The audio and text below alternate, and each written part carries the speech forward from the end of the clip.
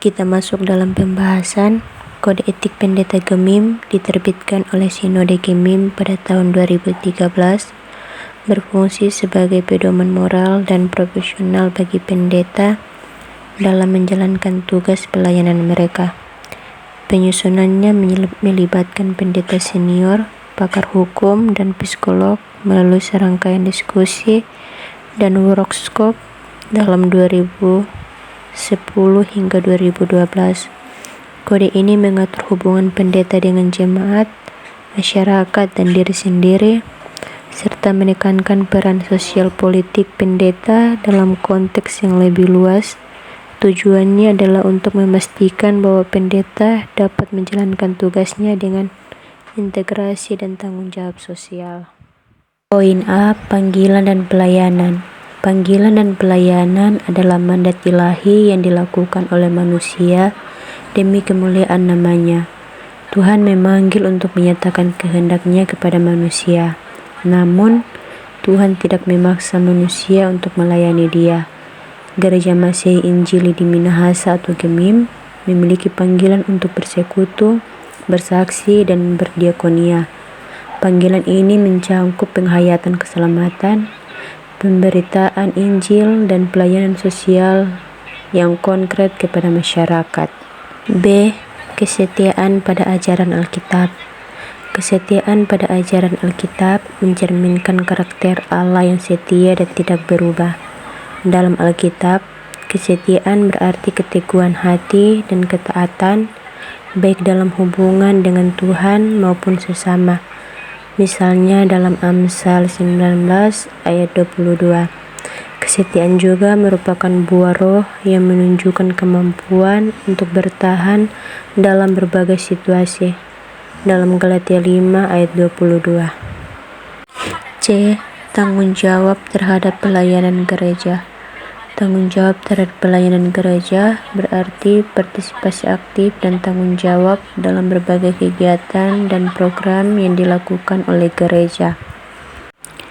Ini bukan sekedar menghadiri kebaktian atau memberikan sumbangan finansial, tetapi melibatkan diri secara aktif dalam berbagai aspek pelayanan gereja sesuai dengan karunia dan kemampuan masing-masing.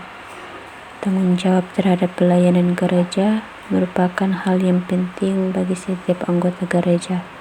Gereja sebagai wadah persekutuan umat Kristiani memiliki peran penting dalam membangun kehidupan rohani dan sosial.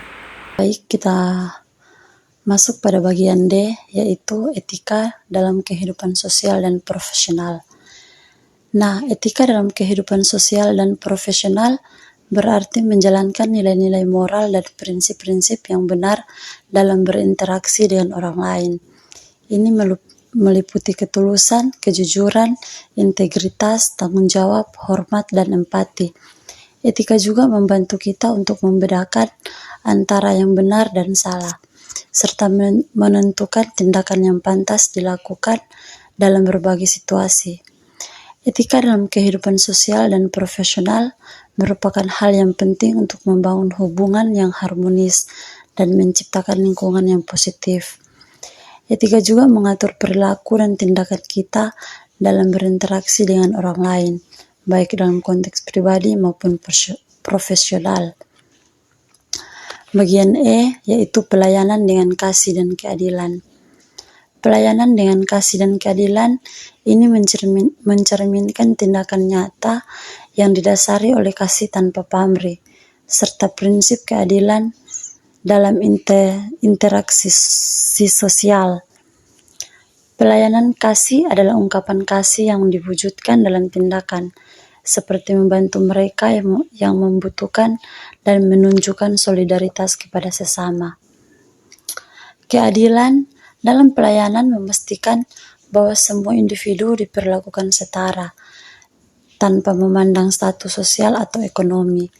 Dalam konteks Kristen, pelayanan ini tidak hanya bersilat sosial, tetapi juga spiritual, mencerminkan ajaran Yesus untuk mengasihi sesama seperti diri sendiri.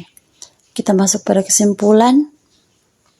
Kode etik pendeta Gemim berfungsi sebagai pedoman moral dan profesional bagi pendeta dalam menjalankan tugas pelayanan. Kode ini mengatur hubungan pendeta dengan jemaat, masyarakat, dan diri sendiri, serta menekankan pentingnya integritas dan tanggung jawab sosial. Selain itu, kode etik ini juga mengarahkan pendeta untuk berperan dalam konteks sosial politik tanpa terlibat dalam politik praktis, fokus pada pengabdian spiritual dan penggembalaan umat. Dengan demikian, kode etik pendeta Gemim menjadi landasan penting dalam pelayanan yang berintegritas dan bertanggung jawab.